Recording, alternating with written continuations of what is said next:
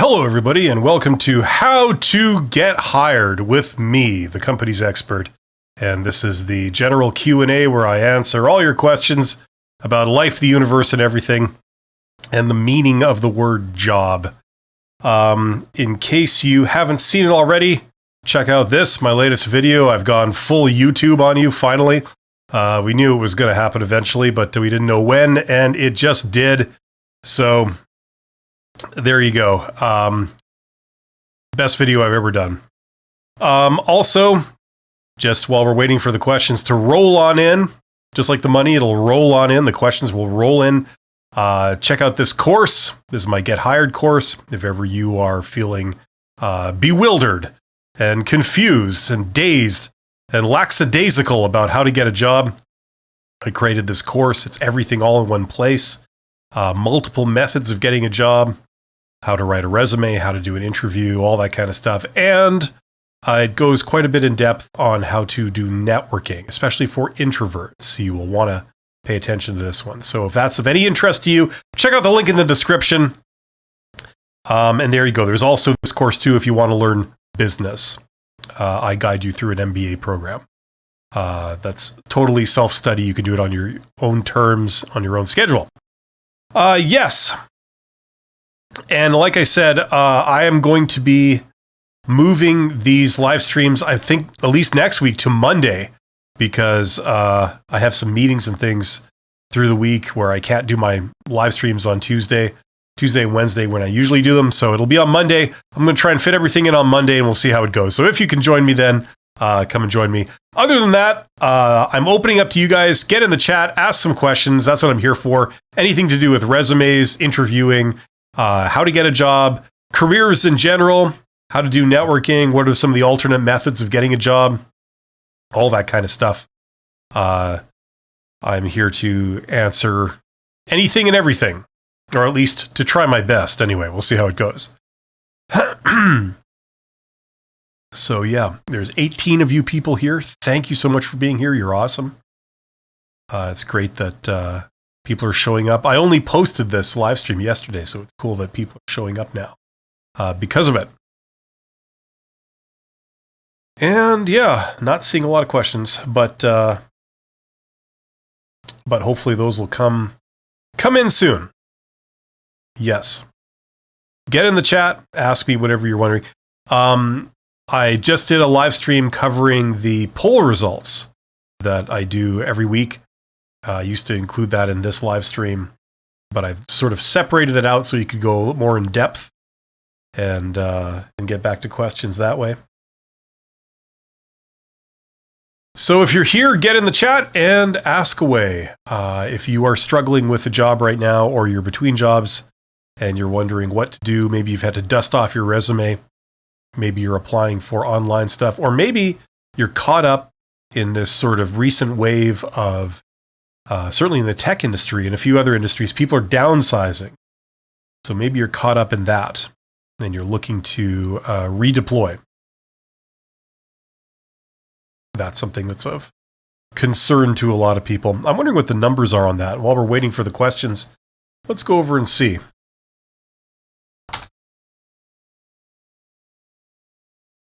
This is how you see how I can't type anymore. I don't suppose. I guess you would go to news, right, to see about recent developments. You know, when I get on LinkedIn and stuff like that, usually you see that kind of stuff. But anyway, we have people in the chat right now, so let's go to the chat. So hello to Jip Atkinson. Jip Atkinson says, "Good afternoon. I am being put forward to an interview. I have had a small gap of illness since my last job. How to explain this as to not shoot oneself in the foot?" Great question, Jip. First of all, it would depend what you say, like how you handle this is going to depend on how long of a gap. Okay. If you have been between jobs for, say, 6 months or less, I don't think it really warrants too much of an explanation. However, if it's more than 6 months, then the recruiter or interviewer is probably wondering if there's something they should read into that. Like, for example, are you the type of person that gets sick often? Okay, if the answer is yes, they may see that as an issue. So, as I said, if it's less than 6 months, I would not really bring it up. In fact, this may not help you, but going forward, sometimes you have the ability to advertise your current status, whether you are unemployed or whether you are between jobs. And a sort of thing you can do is, for example, say on LinkedIn, LinkedIn shows, your current employer, right? And if you have recently terminated your employment with that employer, okay, I would not run out the next day and change your status to unemployed. I would keep it at, indicating that you are still working there for as long as reasonably possible. Okay? And then that avoids this type of issue altogether. And if they ask, you will explain what's going on. But if they don't ask, they don't ask. However, if they know that you've been out of work for a while, if it's more than 6 months, I would explain what's going on. If it was like a COVID-related thing or it was something else. And at the end of the day, they don't usually ask these things. They may ask you literally what happened. What they don't really care too much about is what happened in the past. What they care about is what's likely to happen in the future, okay? So what you want to do is you want to put their mind at ease that it's not, whatever the issue is, whatever the situation is not going to be an ongoing problem, right? So that would kind of frame what you would say. Now, Jip says 2 months. Okay, so 2 months.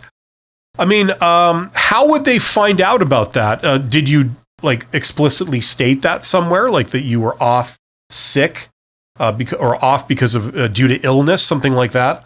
I'm just curious. Yeah, usually you wouldn't advance that. I know that doesn't help you, but if they find out, that's how you'd phrase your answer. Just like whatever the issue was, you explain it was this. It was like one time only thing. I never get sick, but I got this thing. And, I got treatment for it and now I'm all better. And there's no, indication that will ever be an issue again. It was just a one-time only thing, something like that. That's what you would like to say. So as much as possible, stick to something like that. Hopefully that makes sense. I just blurted it out on the phone. Okay. Yeah. Okay, no problem. Well, that's hopefully that's the answer for you, is just you want to downplay it. If you have disclosed it, it's not an issue going forward. It was a one-time only thing. And anything you can say around that, if you want to give them a little bit of detail to sort of back that up, to make them feel confident that okay, that was just a one-time only thing, then that's fine. She still put me forward, so thanks. Okay, great. Rugved Rana says, as a computer engineering student, how can I get for internships and interviews? Great question. So as a computer engineering student, I would make some assumptions about you. They may or may not be true. One assumption I would make about you is that you may not realize how important personal interaction is for these kinds of things. Because on the one hand, you can apply for the internship. Okay, there's some paperwork you fill out. You put yourself forward for that. Different schools have different methodologies of how they do that. Okay, sometimes it's a course that everyone takes and they all go for the internship. That's the default thing. Other times it's a special thing you have to apply for and put in. Okay, but regardless, okay, if it's not a mandatory thing and a standard thing that everyone does, then they will need to pick you. And how do they pick you? Okay, they have many choices to choose from. You want them to choose you. So one of the things that can help, in addition to going through all the administrative stuff that you need to go through, like filling in applications and providing, your grades, and like I'm sure they have access to that anyway. Maybe they ask you, why do you want to do an internship? You have to write a little essay or something. But in addition to that, as much as possible, I would try to have personal, face-to-face interaction with whoever the decision maker or makers are, okay? Because what you want to convey, first of all, by going to see them, right? Usually the way it works is you don't have to do that. What you have to do is submit an application, and even though you might be in the same building as these people, you don't actually have to interact with them, right? The default is that you don't. But if you want to really make an impression, okay, what would be good would be to meet these people face to face. Maybe there's one person, maybe there's several. If it's one person, you would want to drop by their office if that's possible. Just knock on the door frame if it's open, the jamb, and just say, you got a couple of minutes? I'm a student here. Do you have a couple of minutes? And they say like, yes, what's this about? You say, well, I applied for the internship program and I just had a couple of questions about it, right? And, what you ask is not really super important. If you're interested in learning a bit more details about something, great. If you're not especially interested in that, ask them about what types of people go to, on these internships. What, in your opinion, do the students get out of it? What's the biggest thing, the biggest takeaway that they will get from an internship or an internship in a specific company than having not done the internship? What's the big advantage? And let them go into that. They'll probably have a lot of opinions on that, and just let them talk. Just listen to it. And then, presumably you want to do this, right? Whatever they say, you're going to get this out of it, you're going to get that, you're going to get this, you're going to get that. Say like just appear interested and appear like, oh, that's great. Like, I'm glad to hear that. And then, anything that sort of demonstrates your enthusiasm for it is good. You say like, wow, that's really exciting. I'm really hoping that I'll have the opportunity to do this. I did put in an application. And then you could ask them a rhetorical question. Is there anything else that I would need to do to put myself forward for this? I think it's a fascinating opportunity. And then just see what they say. And then whatever they say, okay, great. Thank you very much for your time. Something like that. And if there's more than one decision maker, maybe it's like a panel or a committee, try and do that to a couple of people on the committee. Now, what you're doing by doing this, you're signaling that, you're passionate about it, you're excited about it. It's not a question of, I filled in the application because I guess it's something to do. I guess that's what you do internships, but you're not really that psyched about it. It's great to signal this stuff because they want to give these positions to people that will take full advantage of them and get the benefits.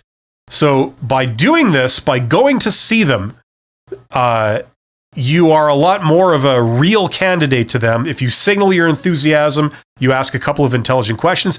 And if you ask people questions that they enjoy answering and they know a lot about, and you just listen and you seem quite happy with their answers, that's very flattering too. So they'll have a sort of warm, fuzzy feeling about you. And if it doesn't really matter to them who they pick, your grades are similar to many other people's grades and your suitability on paper is the same, then, all things being equal, they'll pick you because they've seen you, they know you're passionate about it, they know you care, and they believe that it will do you some good. So that's how I would do it. As much as possible, I would take that approach. Hopefully that helps. MKB says, when starting a new job, what do you suggest one has to do to impress the new manager? Something I've said often, because this is true, is I would go back to them at regular intervals. Maybe at the end of your first week, then maybe at the end of your first month. And then, maybe if the first 6 months, I would do it like once a month. And I would go to them when they're not busy, they're not stressed out, maybe like immediately after lunch on a Friday, something like that. When people come back after lunch, I would just, if they have an office or something, the manager has an office, I'd knock on the door, I'd say, you got a couple minutes. And then if they say yes, if you go in, you close the door behind you, you say, just so, how am I doing? Is there anything that, can I get some sort of general feedback? Is there anything that you see me doing that you would like me to do different? Something like this. And that does a couple of things. Number one, it gives you the intrinsic value. You get some feedback. And number two, it signals that you care, that you're trying to make them happy. You're trying to do your job well. You're taking it seriously. And that signals that presumably you're a good employee. So that's the single most valuable thing I think that you can do when you start a new job. Do that to your manager. Don't do it so often that you pester them, and don't do it at like an inconvenient time. Okay? Don't force yourself on them. Just if they're, when they're not stressed out, when it's convenient, just go. Maybe at the end of the day, like that's another alternative too. Just invest sort of 5-10 minutes in doing this. At the end of the day, stay a little bit late, 5-10 minutes, and do it then. There's a lot of benefits for that. That's what I would say. Hopefully that makes sense. But great question. MKB, you've got another question, I think. Why, when leaving a job, people tend not to share who their future employer is? What are the risks about sharing this info? Yes, that's a common thing. There are some risks in doing it. First of all we're playing probabilities here. All kinds of different things happen, but usually the way it works is that when somebody's leaving, okay, the company or the organization is generally sad to see them go. It's not convenient that they're leaving. Okay? When an employee leaves, that means a ton of work for their manager. That means, first of all, they're going to be short-staffed for a little while. Then it means that they have got to come up with a replacement. Okay, so they've got to go into a whole job search thing where you got to find a candidate, get them trained, get them onboarded, wait for them to get over the learning curve, until they're efficient. So it's a pain. Okay, so generally, although a lot of people, like a lot of managers, they understand, they're not super happy about the situation, okay? Sometimes it can lead to some bad blood between people. They might be petty, they might be vengeful. So if you disclose to them, I've got a job offer from this other place, and this is the recruiter I went through, and this is the manager I'm going to be working for, stuff like this, if they were to know that, say, and let's pretend that they were the type of person that, is petty and vengeful, they may be able to do things to sabotage your new job. They could call your employer and say, I'm this person's current boss, and just so you know, I found them drinking on the job. I found, whatever. They can sabotage your new job that you're going to, okay? And it's also out of spite. It's like, you guys are poaching my employee. You're stealing my employee. How dare you do that to me? That's like a personal attack of some kind. You're making life difficult for me. You're undermining my operation here. So it's just a good matter of policy not to disclose details of where you're going and the specific details of your job offer and the people involved. Okay? It has been known that some people can sabotage offers if you give them full and complete information about what you're doing. Okay? And it can be tempting. It can be tempting. Like you usually want to make your boss happy. You want to try and leave on good terms. So the instinct is to, be open and forthcoming when they ask you about what's up, where you're going, and how, what are the circumstances that led you to this. It's just, if priority should be number one at the end of the day. You should, when choosing between should I benefit my employer or should I benefit me, I would not blame anyone for choosing themselves. We have to act in our own best interest because, let's face it, companies are not loyal to us. They're not loyal to individuals. I was a CEO of a company, and the company's not loyal to me. No one is irreplaceable, and it's not about any one person. At the end of the day, they really only care about their bottom line. So if they can sabotage a competitor, or they can send a signal to their employees that you shouldn't leave, this is maybe something to dissuade you from leaving, sometimes they will. Okay, so that's what you're saving yourself from when you don't disclose this. Uh, Leonardo. Leonardo says, I'd like to have a fancy name like Leonardo. When you write it, it sounds like you would have lots of loops and fancy little things when you write that. Very rococo, if you know what I'm saying. Leonardo says, can you talk a little about headhunters?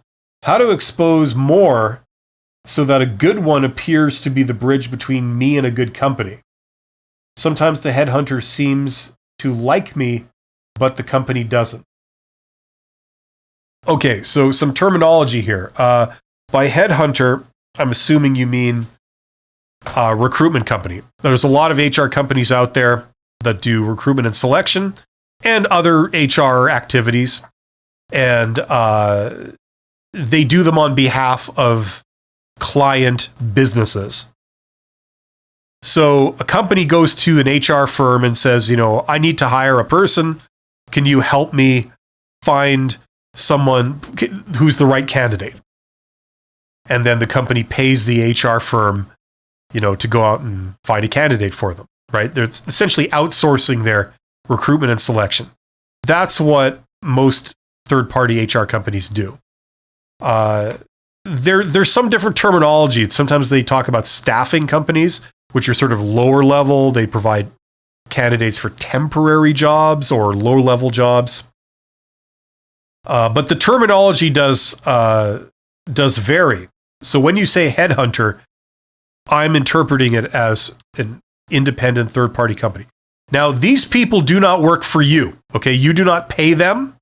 They work on behalf of the employer, okay? So their loyalty is to the employer, not to you. That's the first thing everyone needs to understand about it. It's not like they're your agent that goes out and finds you a job, okay? That's kind of the first thing to know. So remember that. They have no loyalty to you whatsoever. They're working purely on behalf of the employer, okay? And we see this in how they talk to us. Usually, it's all peaches and cream. Everything's fine, everything's wonderful, everything's great, right up until the point where they ghost you. That's a common thing. A lot of people don't appreciate that. Sometimes it works like that in business, like you try and have a good relationship with people, but if it doesn't work out, rather than going into lengthy, unnecessary conversations about why it didn't work out and all this, they just drop off the face of the planet. Now that's a whole other issue, okay? But that's what we're talking about. Now the question was, how to expose more so that a good one appears to be the bridge between me and a good company.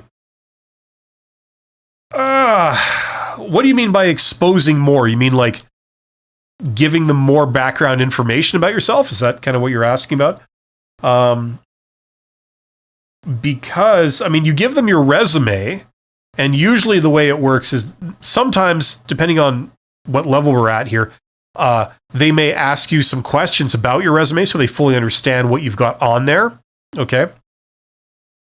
So you'd want to do that. Like if they have questions for you, you'd want to have a phone call with them so that the recruiter that's handling, recruiting for a particular job, and you might be a candidate, they understand what you have. It's sort of a version of like a screening call in a way. Okay. So I would answer that. Now, beyond that, I don't think you have to do anything. You don't have to reveal anything further. If they have questions, you answer them. But sometimes they will coach you. They will say like, because they get paid if the employer hires the person they recommend, okay? Usually that's the case. There are other arrangements, but usually that's what we see. So in that case, they have the incentive to want you to get hired, so they may coach you a little. They'll say like, okay, well, what's this thing on your resume? And you explain. They say, okay, well, that makes sense. Put it in terms they can understand, like, and say it this way or something like that. But beyond that, there's nothing you really have to do that I think will add a lot of value. Just send in your resume and then ask them if they have any questions. Say, here's my phone number. I'm available if ever you have any questions about anything. And that should be all you need to do for the standard HR firm. Okay? And then keep looking, because don't just stop your job search and then trust that these people will represent your interests. Okay, it doesn't work like that. You then have to keep looking elsewhere, keep trying to drum up opportunities. Okay, so Rugved was the engineering student, I believe, a computer engineering student, says, will they care for my marks more than my skills? What do you mean? Like when you say skills, are you talking about job experience? Because presumably this is the school that trained you, right? So your skills were provided in courses where you got marks for the course. So to me, it seems like one and the same thing. Okay, what your grades are, that's kind of what matters. But sometimes there's some leeway there. It's not always necessarily about grades. Sometimes it's about motivations and incentives. You know, they don't want to send a student on an internship that is going to not care about the internship, right? Maybe you get posted to an industry or an application, like a job or a sort of sub-industry that you have no interest in doing. Like, for example, I mean, I took electrical engineering in a past life. And what I was interested in was sort of industrial power transmission, like overhead lines and pylons and, you know, sort of like hydroelectric dams and stuff like that. Sending me for an internship to a company that manufactures microprocessors is not really something of interest to me. That's not what I wanted to do. That's not the type of engineering that I was interested in. It's all within electrical engineering, but it's not really the application that I was interested in.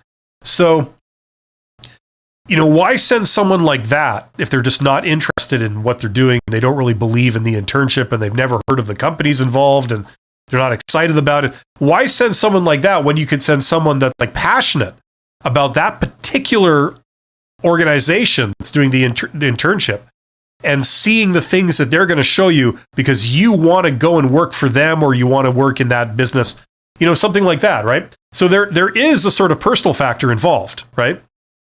It's exactly the same when getting a job. You know, your job, whether they hire you or not, depends on a lot more than your qualifications. They can find a lot of people that are qualified. But if you're the type of person that you're technically qualified to do this job, but you have no interest in doing that job, the only reason you're there is just to get some money, right? They're going to view that as like, you know, you're not really a good candidate. Yeah, you're qualified, but I mean, if you have no interest in doing the job, you're going to hate every minute here, or you're the type of person that, you know, you're just not into this at all. You don't like people telling you what to do. You can't follow instructions. You're very argumentative. You know, that's going to trump qualifications any day, right? You know, and speaking as someone that's hired people, I'd rather hire a candidate that is maybe not quite as qualified as they could be, but is passionate and interested in doing that kind of work, as opposed to someone who's fully qualified, but is very arrogant and they have no real interest in doing this kind of work. And you know what I'm saying? You could hire Albert Einstein, someone incredibly bright and incredibly talented, but if they have absolutely no interest in doing this work, they're not going to be a great employee. So same thing with an internship. It kind of works like that too. I can't speak for like every decision maker out there, but that's generally kind of how they think. You're welcome, Rugved. Martin says, we'll have an interview tomorrow. I've been watching your videos for advice and confidence boost. Thanks a lot. You're absolutely welcome, Martin. Thank you for saying so. Julia says, hi, Bill. And then does this. Right. Hi, Bill. Great to see you again. It's great to have you here. How do you think? Is it okay to interrupt interview in the middle of the process if I already understand I don't want to work in this company and people, or it's rude? Well, I suppose it depends how you interrupt. It's not necessarily rude if you do it, you know, in a very polite way and are sensitive to people's feelings and stuff and the impression you make. But I mean, I would say, look, you've come all this way. Just hear them out. Just finish the interview. And the reason I say this is because personally, I've encountered a lot of things in life, including a couple of job interviews, where the interview really didn't impress me. But that was a mistaken impression. They made a very bad impression, but actually there was a good job behind it. Okay, there was an opportunity behind. I've also seen that in other areas besides job interviews where like there's a great business opportunity, but the first impression is actually very bad. And you're kind of really on the fence. Like, do I even return the phone call? Do I even like persist with this? But it turns out that yes, I'm glad I did, because this actually was something really good. Now, for every one of those, there's maybe 10 that you were correct. You got a bad first impression, and for good reason. It was a bad job. It was a bad place. These people were idiots. They were unscrupulous. They were shady. There's some suspicious things going on. All those red flags you were picking up on were correct, right? But, so you do get that, right? But every once in a while, you'll get something that, it makes a bad first impression, but it's actually good. So if you're there, like if you got the interview and you already came all the way down there, you got dressed up, you maybe rehearsed you prepared for it, you've researched the company, and you're halfway through the job interview, even though they might have said something stupid or they might have like turned you off in some way, I would just finish the meeting or the interview, just because you never know. You might as well. Like, what's the cost of you save yourself half an hour or something, and in exchange, you turn, a maybe into a solid no. Just take the half hour. If nothing else, it might be a good practice. Remember, getting practice at job interviewing is good. Practice makes perfect. So if you're there anyway, I would just finish it. Not just me. I mean, if they're really if they're rude or something, I mean, I wouldn't blame you for like just saying, no, interview over. It's not that big of a deal. I wouldn't judge you for that, but all things being equal, I would just finish it. You never know. And it's good practice. What you could do is you could give some experimental answers and see how they go down. Maybe use it as an opportunity to do that.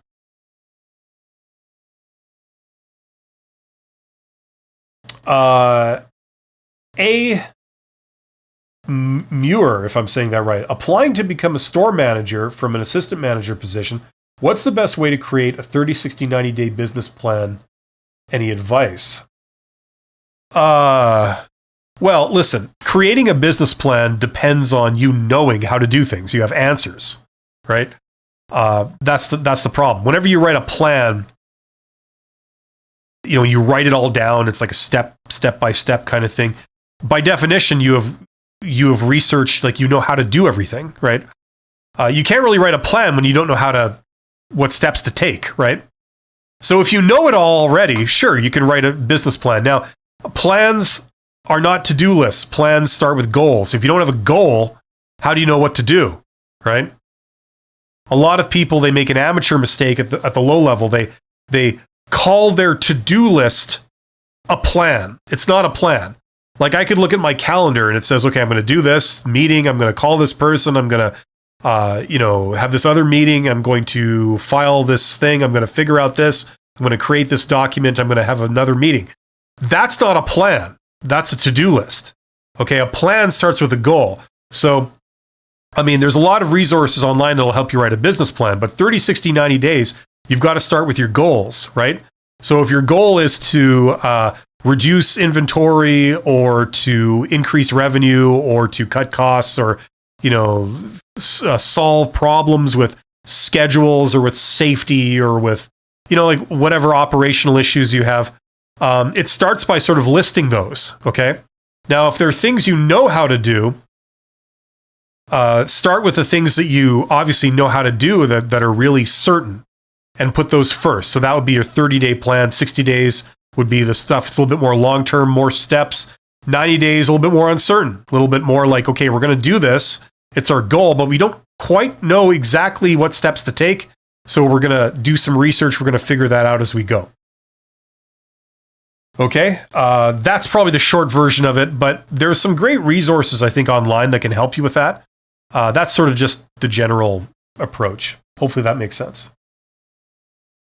Leonardo says, thank you for your kind answer. Yes, the headhunter is exactly what you explained. They usually say my resume is good, and the company agreed to make a personality test online.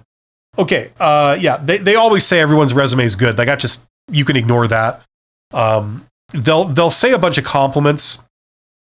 Doesn't matter what they say. What matters are their actions. So they might say this is great and that's great, but then if they drop off the face of the planet, then that's a signal that maybe it wasn't so great. If they persist with you and they get you an interview, that's maybe a signal that what they said was genuine. So actions are what counts, especially with recruiters. They're well known for saying whatever the hell is convenient in the moment, regardless of whether it's true or not. You just have to get used to that.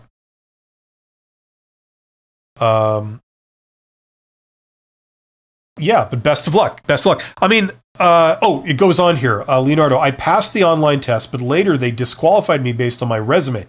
So I didn't even go to the interview process. Job searching is a lot of trial and error. We can't give up. No, you can't. The problem is you don't get a lot of feedback. As I say, like, there's nothing wrong with working with a staffing company or a recruiter.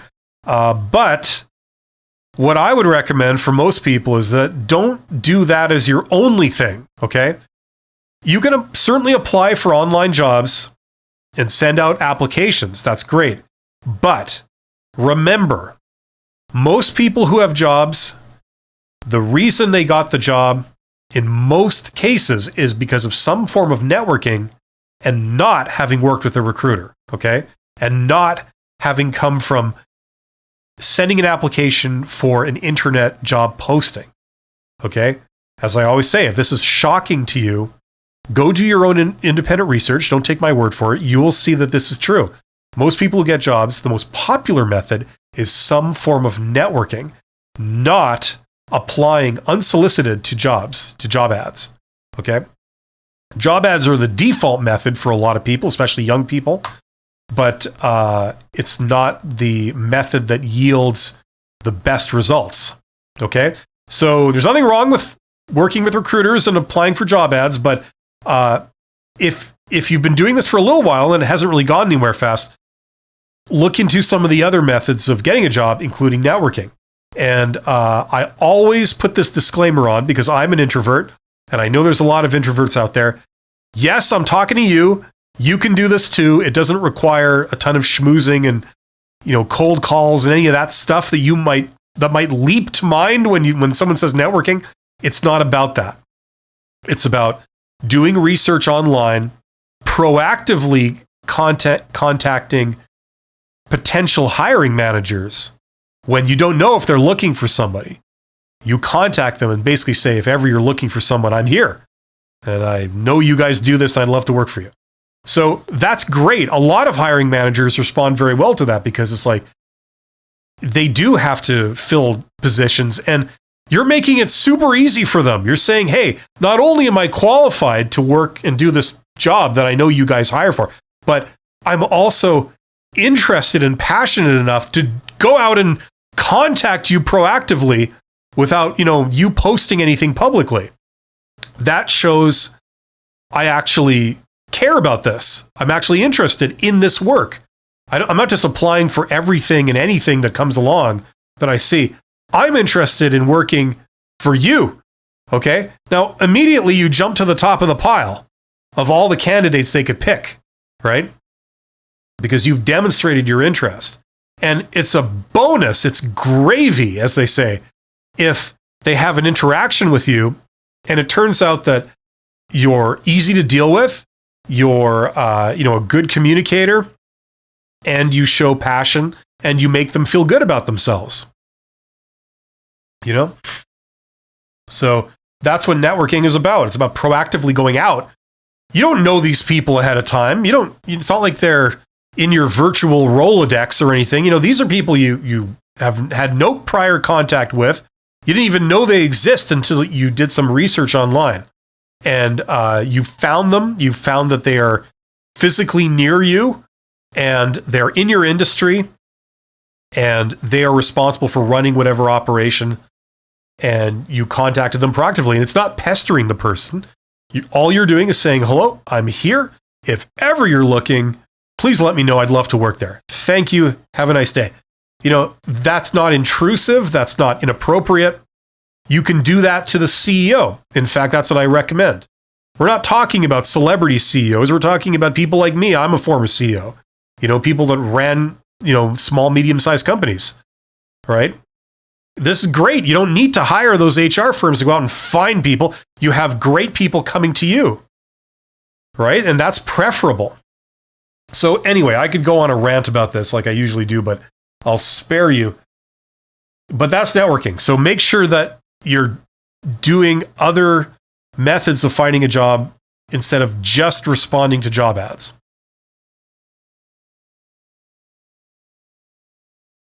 You're welcome, Julia. Thank you for saying so.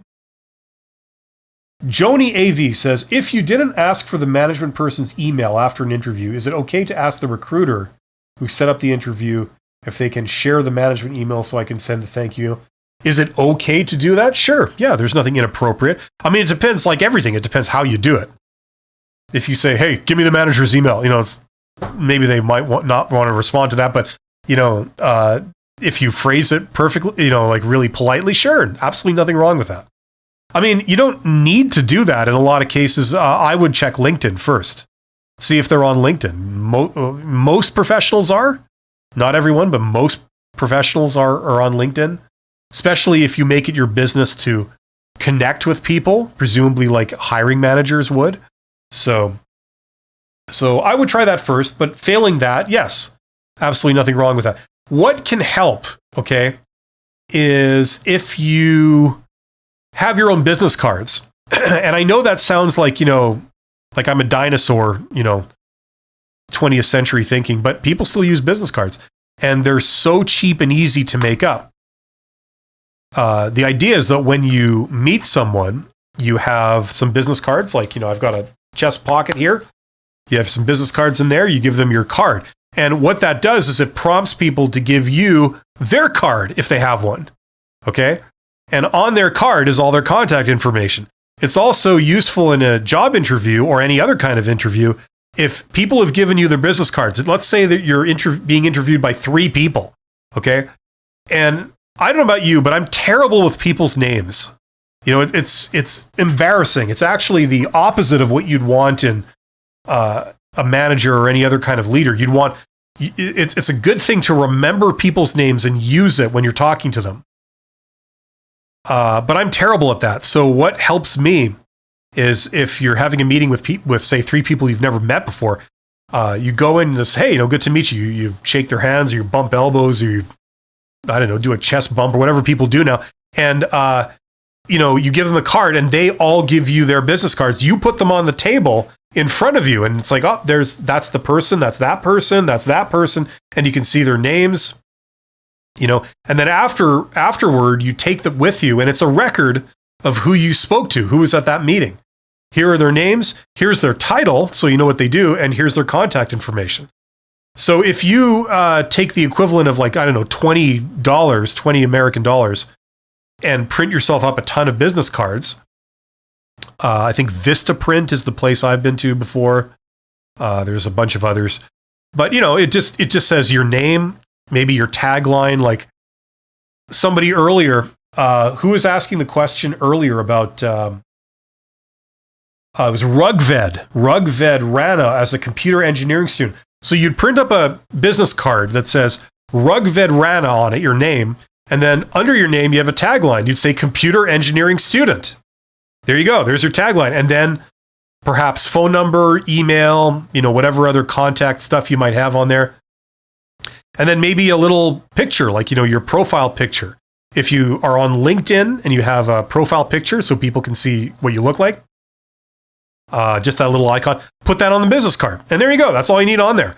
So that's what you give to people whenever you meet them. And if they have a business card, that's a signal for them to reciprocate and give you their card. And then you have all their contact information. And then if ever you want to send a thank you note or do any kind of follow-up communication, it's all there. So that can be a real help. Where did I leave off here?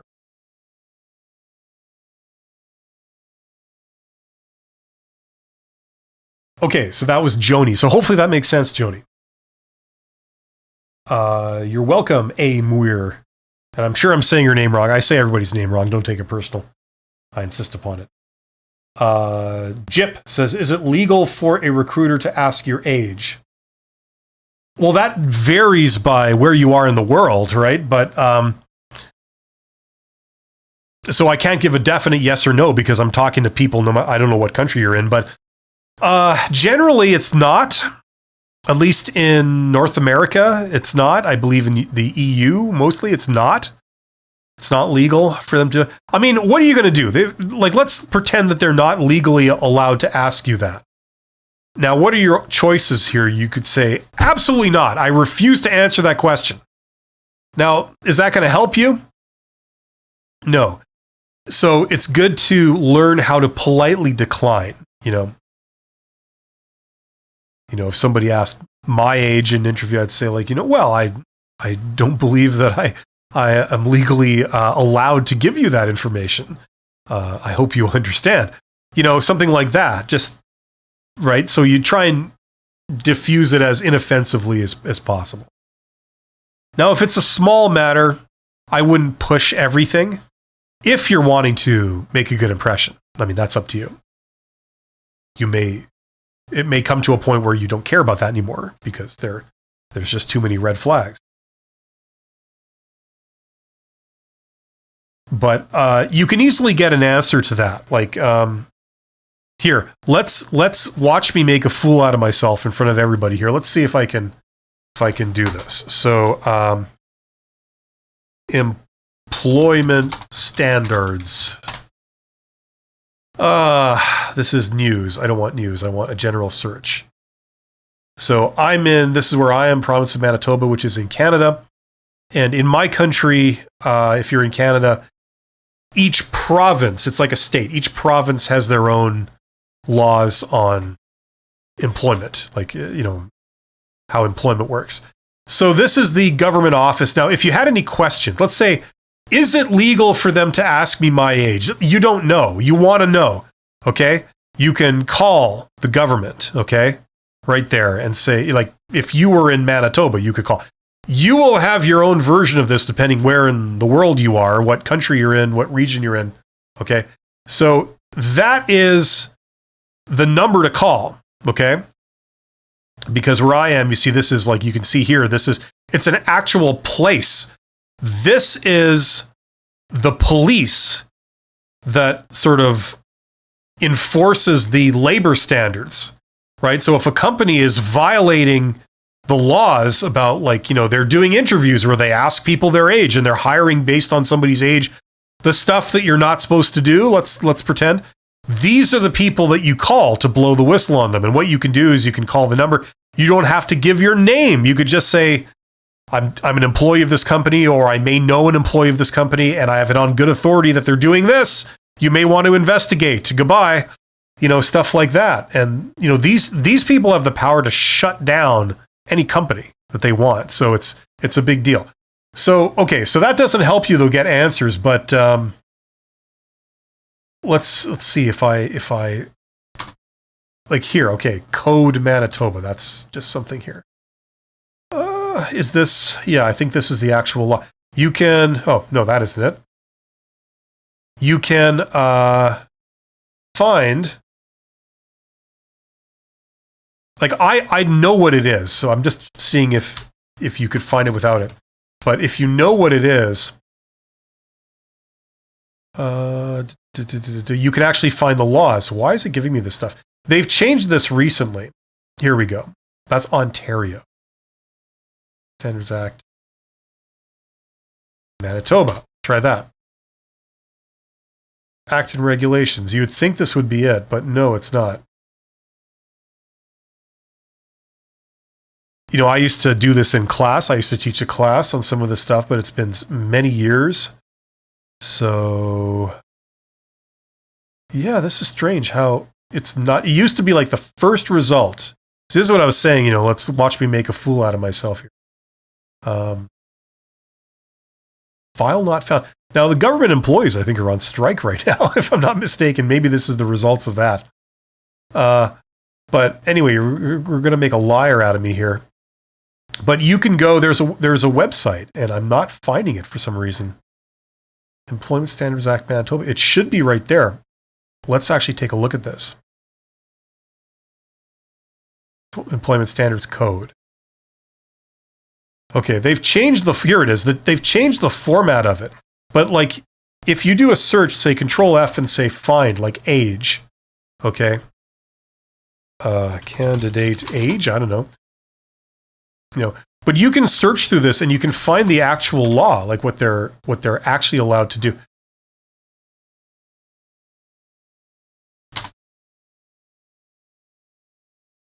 Anyway, I'm not going to take up too much time with this. So here you go. No employer shall require or allow a person under the age of 18 to work between these hours. Okay, subject to no employer the age of 18 to work in a prescribed industry or occupation. So, I mean, you can find stuff. Like, you can see where they talk about, under the age of 16, you can't do certain things. Here's some more stuff under 16. So, there's a bunch of stuff you can actually find out. You can actually find out these laws yourself if you have questions. But the first thing that we found was like a phone number for the people who are experts on this. And if it's a branch of the government, there's usually set up to answer questions from the public. So if you don't know what the law is, you can easily find out. Okay, where was I here? A Muir, when moving up within a company you already work for, is it necessary to keep your resume up to date? Well, if you need your resume to apply for a job, yeah, it is. I mean, if you want to move up in a company, I would keep it up to date. Let's say every year at least. Whatever. It's entirely up to you. But if you're applying for a job, yes, you would need an up-to-date resume. Susan says, "Hi, Bill. Is it a good idea to walk into the place of business after applying for a position online to introduce myself and get noticed by the hiring manager? It may be old school." It's not old school. It's timeless. And if you do it in a certain way, it works. Okay? I think I've done an entire hour-long video or something on that a long time ago. But applying in person, it can be very, very effective. Number one, because hardly anybody does it. So when you do it, you distinguish yourself and elevate yourself above the crowd. Number two, when you do this sort of unsolicited, the way it normally works is you go up to the reception desk or some form of the reception desk, and then you ask the receptionist, there'll be some kind of gatekeeper usually, and you say like, if you know who the manager is that you want to talk to, that helps. Okay? Maybe you've done some research online, you've searched for that company on LinkedIn so you can see the individuals inside the company. And if you go in there and you say like, "Hi, I'd very much like to speak to this person," or if you don't know their name, the manager of this department, or something like that. Now, 95% of the time, the answer is going to be no, they're not available right this second. They're in a meeting or, whatever. And so you need to be prepared for that. So you'd say, that's no problem. I just wanted to leave this, and it's maybe a copy of your resume, maybe your business card. I just wanted to leave this for that individual. If I leave it with you, can you see that they get it, please? Would that be possible? And usually they'll say, "Sure, yeah, no problem. I'll pass it on to them." Okay. Now, you can, if you don't know their phone number, okay, if you've done your research beforehand, you may know their phone number. You can ask them for that person's phone number. Maybe sometimes they'll give it to you, sometimes they won't. But what you would do then is you leave, okay, and you follow up. You call the company, and you go to the switchboard, and you get put through to that person. And you leave them a voicemail. You say, hello, my name is, Susan or whatever, and I'm just following up. I left something for you at the front desk, my resume. I'm just following up to make sure that you got that. And I just want you to know that if ever you're looking for someone who can do this, I would very much like to work for your company. I know you guys do some exciting work in this area. And if ever there was an opportunity, I hope you will keep my name in mind. Thank you very much. Have yourself a great day. And that's it. Right? So now, listen, if that person is not hiring, they're not hiring, and it doesn't matter. If they hire in the future, like say in a month, a position opens up and they need to fill it, they may remember, oh yeah, okay, wasn't that, there was a person, right? It was Susan, right? They may have your resume there and they have your business card. So they may contact you. However, the main advantage of doing this is that if they happen to be hiring, okay, they're thinking, I've got to get another employee in this department, and you just fell right in their lap, right? They'll go to you first. They'll say, hey, here's a person. I got their resume. They seem like they're qualified. They have the initiative to contact me and be proactive. So, I can tell that they're interested in working here. And they seemed like they had very good communication skills. I'll go and I'll ask the receptionist, like, what did you think of that person? You met this Susan? What did you think of her? And if the receptionist says, like, yeah, they were really nice, it's like, okay. So you see, you've got like your foot in the door. If ever an opportunity exists there or is likely to come up soon, then you're at an advantage. It makes a very good impression. So, yeah, I mean, I could go on about it, but yeah, it's definitely a thing. It's obviously labor intensive, so you can't do this to like every job you apply to. It would just be to the companies that are around you that you would like to work with, okay, that were highly desirable for you. And if companies are concentrated in a certain area, like I come from sort of the industrial world, a lot of the companies are concentrated in industrial parks. So if you live in a city, you can go to the industrial park and you can just do that to like 10 companies easily, because they're all like right next to each other. Something like that. So anyway, if you're comfortable doing that, it's a really powerful way of making things happen. I'm getting behind here. A Muir, I found that the people worth keeping around, I eventually remember their name. Yeah, that's how it goes. I'm coming down with a cold. It's my close personal friend, Courtney 2. Courtney 2 says, during interviews, I am very confident. Suddenly I feel this is negative within Norwegian working culture. Then it made me think I have to hide. During job interviews, I'm very confident. However, suddenly I feel to be confident is negative, at least in Norway. Really? In Norway, you're not allowed to be confident? Tell that to Roald Amundsen, who got to the South Pole first. That guy was pretty confident. He also did some stuff in the Arctic. I'd say that he was confident, and he's Norwegian, so I don't know about that. Then it made me thinking, have to hide my glow. What can I do?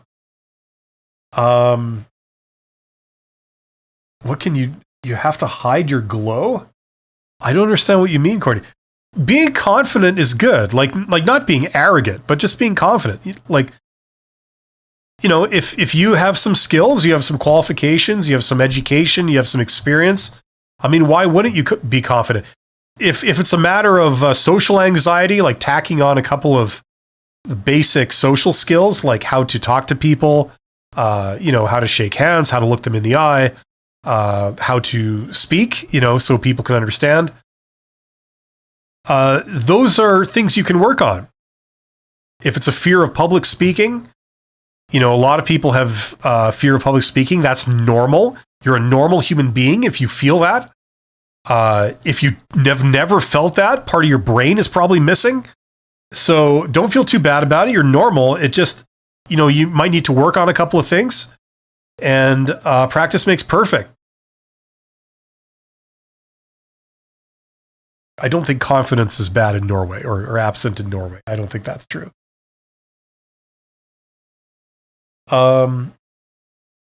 Joni AV says, thanks for the tip. You're welcome, Joni. I have to wind this up in about 10 minutes, so we'll do some of these questions here. Jip says, okay, thanks, no problem. Ahmed says, hi, Bill. I have been following your channel for a while, and I'm really impressed with your approach and the practical knowledge you are sharing. Many thanks for your effort. You're absolutely welcome, Ahmed. I'm glad you're getting something out of it, and it's very nice of you to say so. I wanted to ask you if you have a full-time job at the moment, or are you a self-employed? I'm self-employed. I've been self-employed for like nearly 10 years, or I guess it has been 10 years, somewhere in there.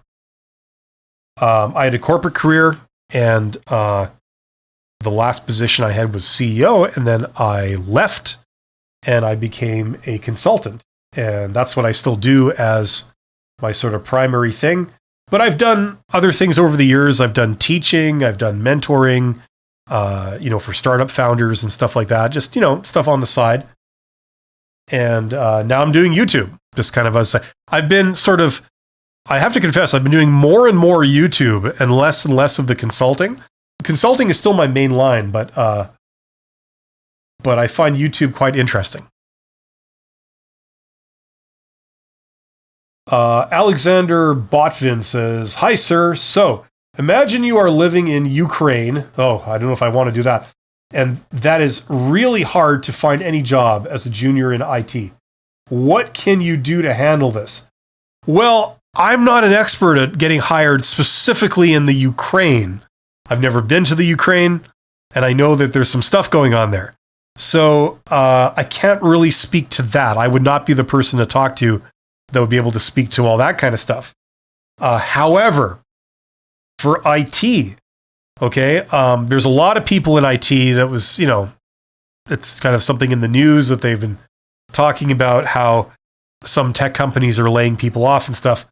But, these things are cyclical. They go through a boom bust kind of thing. But to find a job in IT is kind of like any one of those industries where, there's a lot of supply and then the demand fluctuates on a cyclical basis. So if there's not a lot of demand right now, you have to go sort of above and beyond to make things happen. Okay. Now, the great thing about IT is that anyone can get into the IT business. It's like HR. In order to get into the IT business, you basically need a computer and an internet connection. That's it. It's not like you have to buy multi-millions of dollars worth of equipment or something to get into that business. You can get into that business from wherever you are, and you can do it anywhere in the world. That's the beautiful thing about it. So like if you sort of create an app, or you do some freelance work, or you're you're maybe, whether you're on the developer side or you're on the systems admin side, you can kind of do it remotely from anywhere using your computer and a phone. So it's a matter of like, okay, if you've sort of tried the standard thing and you've applied for jobs and there are no takers, okay, then the next step would be doing kind of what I've been talking about for the last 15 minutes or more, which is sort of the networking side, basically. Other techniques to get a job that rely on more of the networking stuff. And then in addition to that, you can start doing stuff. Okay, so do some work. On the low level, you can get on social media and start writing articles or posts about IT related topics. And you post them in groups or, in places where people congregate on the internet that discuss IT. Okay. You can start with that on the low level. On the sort of higher level, you can start doing work for people, like freelance work. You can do work for free in the beginning. You can do work for pay. Like for example, if you approach a business and say, look, I notice that you don't really have that much of an online presence, would I be able to amp up your online presence or create something for you? And I will do it for free. And if you like it, perhaps we could do more after that. What do you say? It's kind of a hard offer to refuse, if somebody offers to work for free. Now, number one, that can lead to making money.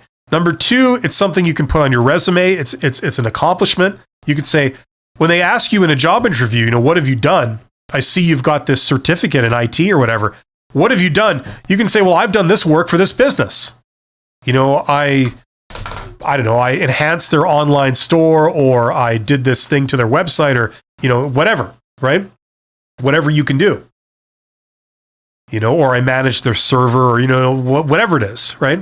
I consulted, I advised them on, on, like how they can maybe save money on their internet, but yet providing the same failover capability that they have now. So they have like reliable 24/7 internet, but, they're not sort of leaving money on the table by getting a really bad deal.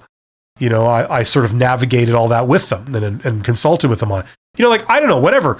There's many different ways you could go, but you're doing things yourself. You're initiating it, okay? And that's how you make stuff happen. It's a feather in your cap when you talk about accomplishments and experience and skills. And also you're getting real world experience. So it's a win-win-win-win. So if you're not really making much headway getting a job, you can think in terms of that stuff. And that usually leads to some opportunities. A. Muir says, in the USA, is it necessary to know potential candidates' age to ensure they are of legal age? I don't know how it works in the USA. I'm not in the USA. But presumably that is covered when you do background checks on the person, right? Like that's usually a part of it. And in order to employ someone, as I understand it down there, they have something called a social security number. In Canada, it's a different thing. We don't have a social security number. We have the equivalent of it. But that would be a reflection of you have to be an adult, I believe, to have that, or they can easily verify that you are. So, because in some way, shape, or form, they have to inform the government that I have just employed this person. Okay? So the government knows, okay, that person is now working for you. You're a registered business. You've just declared that they're now working for you. The government needs to know that stuff for a variety of reasons, including like taxes, okay? They need to know that you're employed with this company, okay? So that stuff is disclosed. And during that process, it's part and parcel of it that they can verify your age, that you're legally allowed to work. You can't employ a bunch of 3-year-old kids at your business. It would be interesting if you could. Anyway, I have to get rolling soon. I will take this last question from Ant Johnson. And Ant says, good afternoon. I appreciate the knowledge transfer. Quick question. What job board have you been most successful with? I'm on LinkedIn and Indeed, also Monster. I don't use job boards. I mean, I'm not a recruiter. So, I use LinkedIn. LinkedIn is an incredible networking tool if you know how to use it correctly. A lot of people don't. A lot of people just connect with recruiters. It's like that's borderline useless. But connecting with hiring managers, connecting with decision makers that have the power to hire you is a great thing. But the problem is that when most young people try this, they've never been taught any of the principles involved here. So they tend to go about it the wrong way. They tend to contact like a executive at a company and say, hey, let's connect, and it's like, executive is like, no, who the hell are you? I don't connect to people I don't know. So there's a few principles you got to know.